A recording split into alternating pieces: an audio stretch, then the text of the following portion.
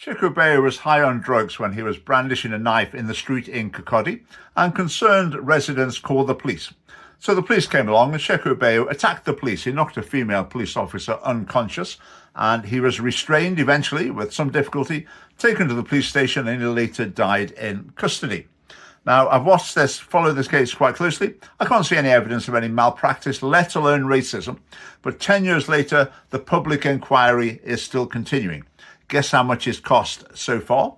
It has cost the taxpayer £50 million. And the lowlight of the inquiry, from what I followed of it, was a police officer who was knocked unconscious by him, basically being asked if she was racist, if she was racially biased in the way that she dealt with the situation as she was being knocked unconscious. All the police officers involved are now not police officers. Sheku Bayoh's family have had a payout from Police Scotland. Goodness knows how many thousands of pounds that was.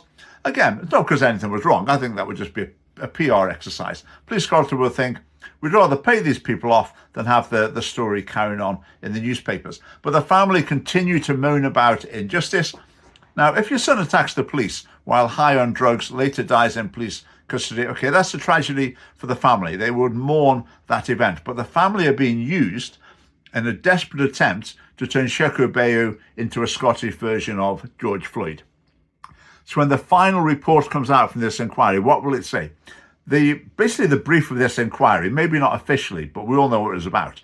It's to see if they can find anything racist about what happened here. So having spent millions and millions of pounds, is the inquiry likely to report back, no, it's fine, actually no racism at all fine. Surely, having made such a massive effort, they're going to find some tenuous and vague implication of racism somewhere or other. As far as I'm concerned, in this case, the police are heroes. If ever there's an out-of-control man brandishing a knife high on drugs outside my house, I'll call the police and I'll expect the police to come along, to be very brave, to challenge him, to tackle him, to deal with him, and to keep us safe, as it says on the side of the police cars. Now, if the police turn up to that situation after this case and see it's a black man, they'll think, oh no, we've got two problems here. One is we're facing a dangerous, violent criminal. The other is my career will probably be over if I deal with this situation decisively.